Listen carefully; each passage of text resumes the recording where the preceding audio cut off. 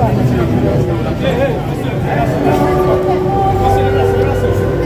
non, non, non. Yo.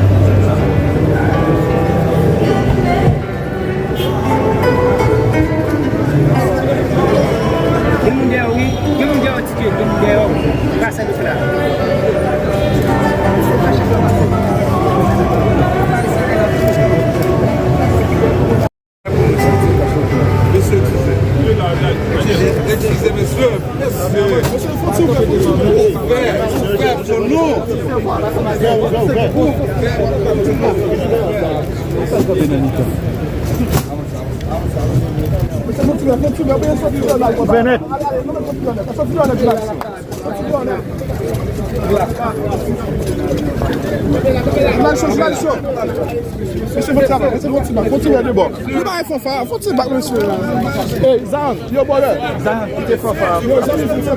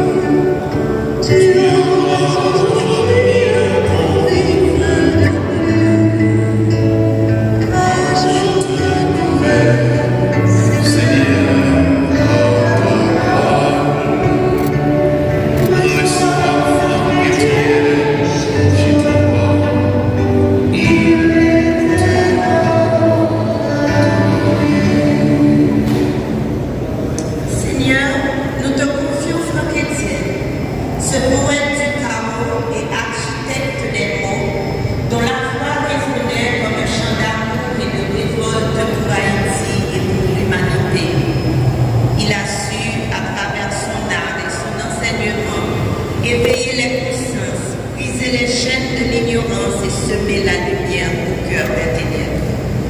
Accueille-le maintenant dans ton infinie miséricorde, Seigneur, et ouvre-lui les portes de ton royaume, là où la parole devient silence paisible, où la quête trouve son terme et où l'âme, enfin libérée, contemple la plénitude de la gloire. Seigneur, nous te prions.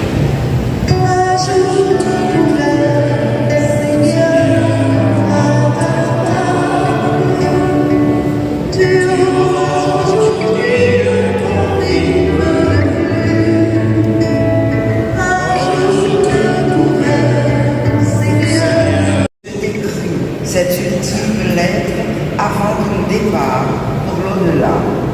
Tu n'auras pas à y répondre. Je le ferai pour toi dans mon cœur. 55 ans depuis que toi et moi vivons ensemble, respirons le même air, partageons presque tout. Ton ombre géante plane dans la maison, dans le bureau, dans ton atelier.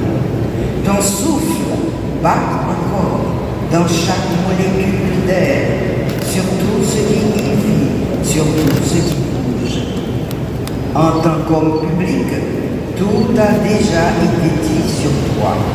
Ton amour viscéral pour Haïti, ton engagement inconditionnel envers la jeunesse de notre pays, ton attachement à la culture haïtienne, ton amour des hommes et des femmes haïtiennes. Franck, inventeur de mots, inventeur de situations, inventeur de formes et de couleurs. Tu m'as inventé, tu m'as façonné, tu m'as sublimé. Franck, que serait ma vie sans toi? Je n'ose pas l'imaginer. Je n'ai point de mots pour te décrire l'effet de ton départ. C'est un peu le renversement du monde, le renversement de mon monde. Tu as eu des ennuis de santé qui m'ont beaucoup paniqué. AVC, surdité, cancer de la prostate et ce maudit Covid qui venait des Chinois, aimerais-tu répéter? Tu t'es échappé comme à la cloche de bois, au moment où on s'y attendait le moins. Tu avais même regagné un peu d'énergie. Tout le monde s'émerveillait de te voir avec tant de fougue défendre tes points de vue à la télévision. Quelle figure, disait-on, malgré cette douleur résiduelle que le Covid t'a laissée aux doigts et aux jambes. Franck, ton départ a créé un vacarme à la dimension de l'immense écrivain que tu étais. Partout en cette république qui t'a tatoué le cœur, ton nom revient dans les conversations. On tente de mesurer l'étendue de ton personnage. Tes amis en Europe francophone, au Québec, aux États-Unis, sont fiers des témoignages qui t'encensent, te glorifient comme un créateur hors pair qu'Haïti met au monde une fois par siècle. Comment Stéphane et Rudy, ainsi que tes petits-enfants, vivent-ils cette séparation? Stéphane et Rudy sont nos enfants. Stéphane est une fille. Et moi, ta Marie des îles, je suis dévastée. De quelle couleur sera l'avenir sans toi? Je garderai comme mantra ta phrase. Dieu de vie, Dieu vivant, Dieu d'amour, Dieu de lumière. Que la divine intelligence de l'énergie universelle me guide et me protège. Bien entendu, les choses vont changer. Mais comment déconstruire nos habitudes? Celles précisément qui donnent goût à la vie. Comment faire le chapelet des 1000 merci Jésus sans toi? Comment assister seul de Notre-Dame de Lourdes et écouter ton chant favori, le Holy Spirit. Je puiserai, si Dieu le veut, le courage nécessaire à travers les milliers de pages de spirale que tu as laissées dans ta peinture, ta poésie, tes chants, ta foi qui m'a apporté rêves et frissons. Nous avons beaucoup voyagé. Je commençais à écrire mon petit reportage dans l'avion de retour. On s'est construit une maison qui a été très affectée par le séisme de 2010. Tu as eu le courage de la reconstruire malgré les avis contraires. On y a reçu des présidents, des ministres, des ambassadeurs, des artistes, des écrivains, des gens d'église, des amis, des gens sans titre. Toujours avec la même chaleur, les mêmes égards et le même respect. Ta présence rassurait, ton discours apaisait, ton rire dynamisait. Comment allons-nous vivre sans tout cela? Dis-moi comment.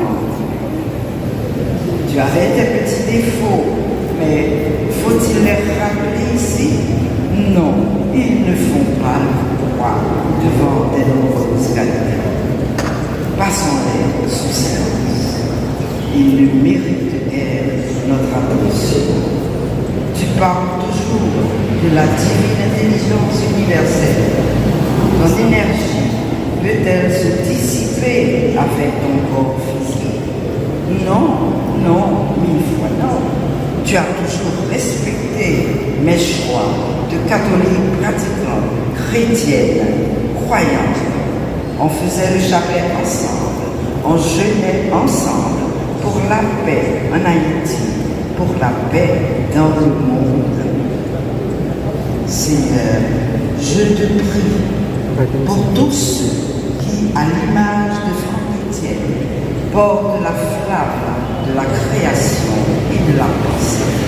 Les écrivains qui tissent des mondes avec leurs mots, les artistes qui sculptent la beauté dans le chaos et les enseignants qui éveillent les esprits.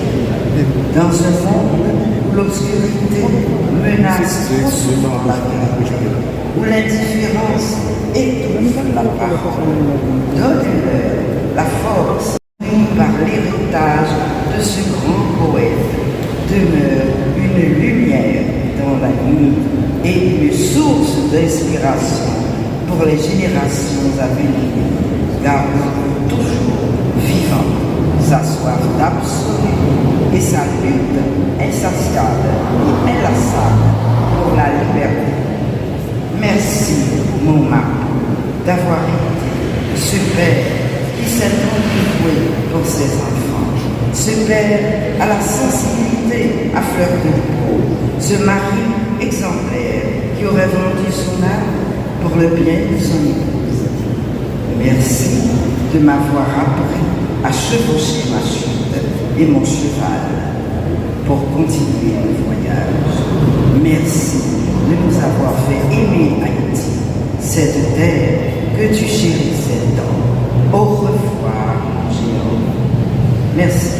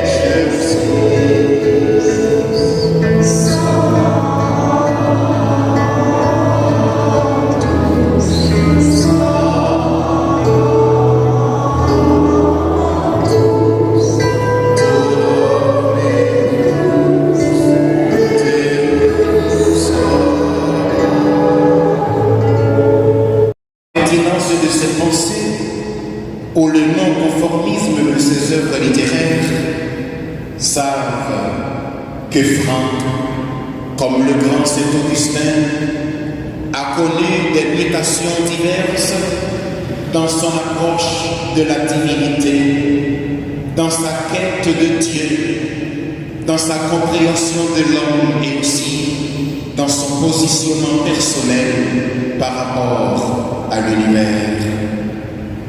Les témoignages, les multiples témoignages le concernant s'accordent pour affirmer que cet homme avait une vision claire de la mission qui a été la sienne auprès de ses frères.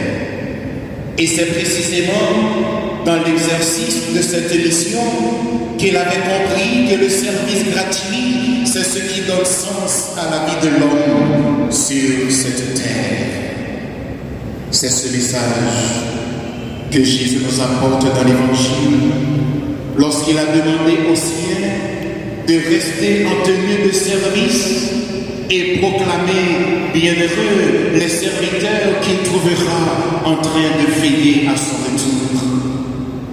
Oui, heureux seront-ils, car le jugement dernier se basera fondamentalement sur la qualité du service rendu aux petits. Chaque fois que vous avez été serviteur ou servante des petits qui sont mes frères, c'est moi que vous avez servi, dira Jésus. Cela signifie, sœurs et frères bien-aimés, que la religion qui sauve la vraie n'est autre que celle du service sincère.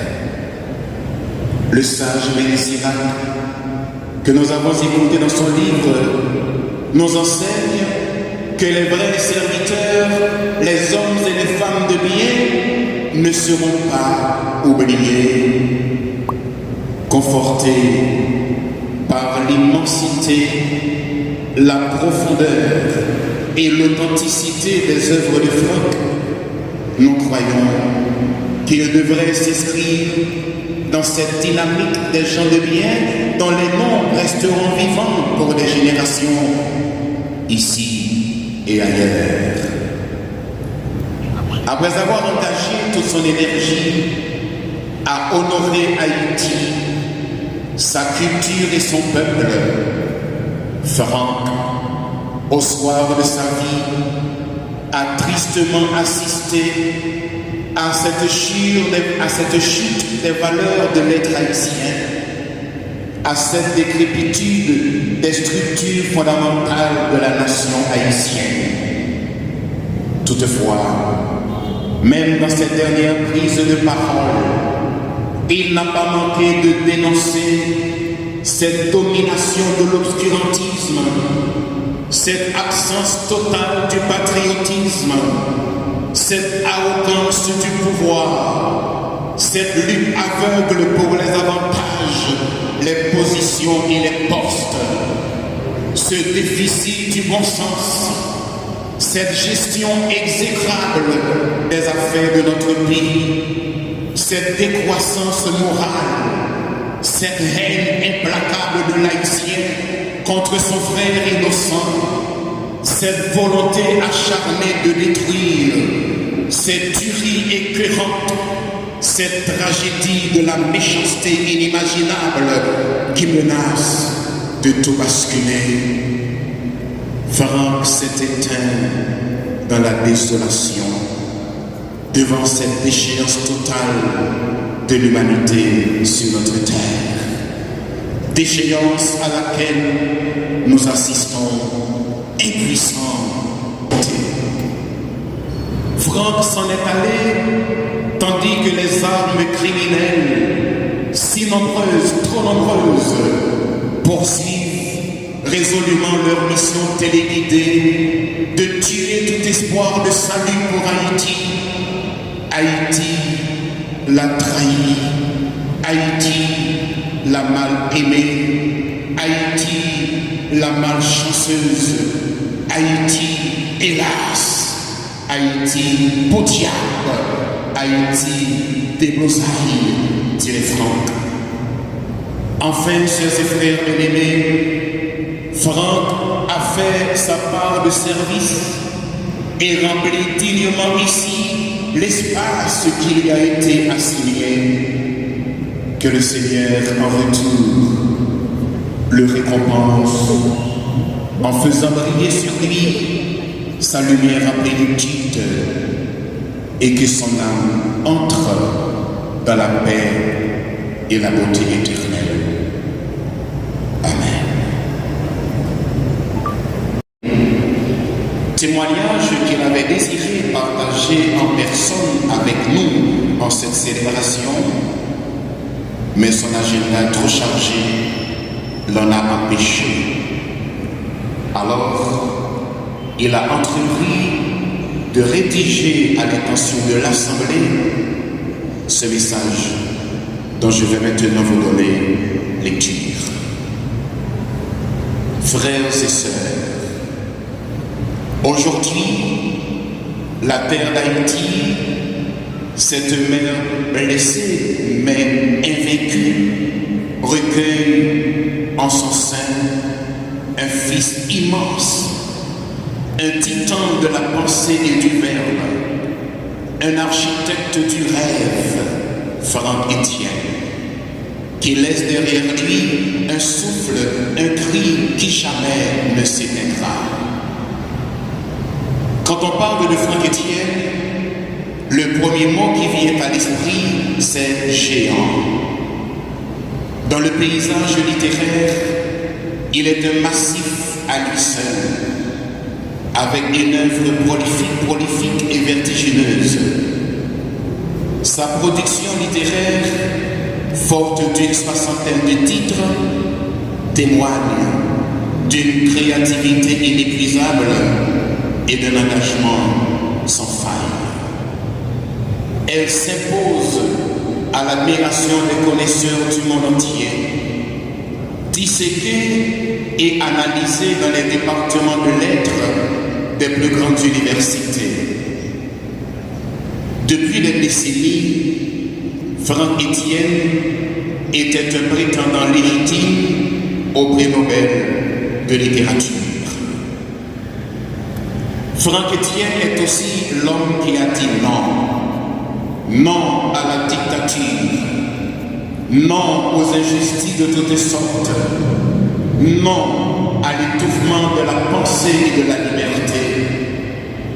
Son rêve était de voir notre terre devenir un espace où l'homme pourrait se tenir debout, sans honte, sans peur, à la hauteur de sa propre dignité. L'Église lui rend hommage ce matin parce que Franck Etienne, comme Saul sur la route de Damas, a été touché par l'amour de Dieu et il y a répondu. J'ai eu le privilège d'entendre moi-même le témoignage de sa conversion au terme d'une célébration eucharistique à laquelle il participait au mois de janvier 2021 avec son épouse chez les sœurs de Saint-Paul de Chartres à Delma. Franck a raconté publiquement avec des mots d'une sincérité admirable l'itinéraire mystérieux qu'il avait conduit à la foi. Ce n'était pas un geste convenu ni un artifice. Il ne pouvait pas retenir ses larmes. J'ai vu un homme habité d'une lumière nouvelle, un homme révélant une fois de plus que Dieu seul sonde les cœurs et il appelle qui il veut quand il veut. Dès lors, il est devenu un disciple missionnaire du Christ, participant régulièrement à la messe aux côtés de son épouse et récitant chaque jour le chapelet. N'est-ce pas là une image puissante de la grâce qui agit en secret, comme le grain qui s'est levé, appelé à grandir en arbre vigoureux? Franck Etienne est un grand converti. Sa conversion ne l'a pas éloigné de son âme, ni de sa pensée. Elle les a transfigurés. Elle n'a pas tué en lui l'homme, l'écrivain, le dramaturge, ni le maître qu'il était, mais elle a illuminé sa quête la plus essentielle, celle d'une existence ouverte sur l'infini, d'une Haïti transformée, d'une humanité rachetée, d'un univers où l'homme reconnaît enfin en lui et en son frère l'image de Dieu, sans cesser d'être une créature enracinée dans une réalité concrète. Cette vision, Franck l'a partagée déjà dans des affiches, dans Belle et Tête, puis dans chacun de ses écrits. Mais aujourd'hui, nous comprenons mieux encore qu'elle était une préparation à une révélation plus haute, celle de la lumière du Christ. Franck Etienne nous a quittés brusquement le 20 février 2025, salué à travers le monde, reconnu comme l'un des plus grands écrivains de notre temps. Il est parti sans voir poindre à l'horizon les résultats pour lesquels il a lutté toute sa vie, sans voir son pays guéri des maux qu'il n'a cessé de dénoncer. Il laisse derrière lui une œuvre immense, un legs impérissable. Il appartient désormais aux générations futures de faire résonner sa voix, de donner vie à ses textes, de faire en sorte que son cri ne soit pas perdu dans le silence du temps. Ces pièces doivent être jouées et éditées. Elles sont un patrimoine non seulement haïtien, mais universel. Elles doivent circuler, éveiller et nourrir les consciences, inspirer les luttes à venir. Car si Franck Etienne a dit non, c'est pour que d'autres puissent un jour dire oui à un monde plus juste et plus libre. Nous prions pour lui, nous prions avec son épouse et avec chacun de ceux et celles à qui il a inspiré et inspirera encore quelque chose de la vie, de la beauté et de la transcendance. Que notre frère Franck Etienne, cet écrivain de l'infini, cet orfèvre du temps du Verbe, repose dans la paix du Dieu vivant et que sa parole continue de résonner tel un appel prophétique dans l'âme de notre peuple. Monseigneur Max Isidore, archevêque de Port-au-Prince, fin de lecture. Sœurs et frères,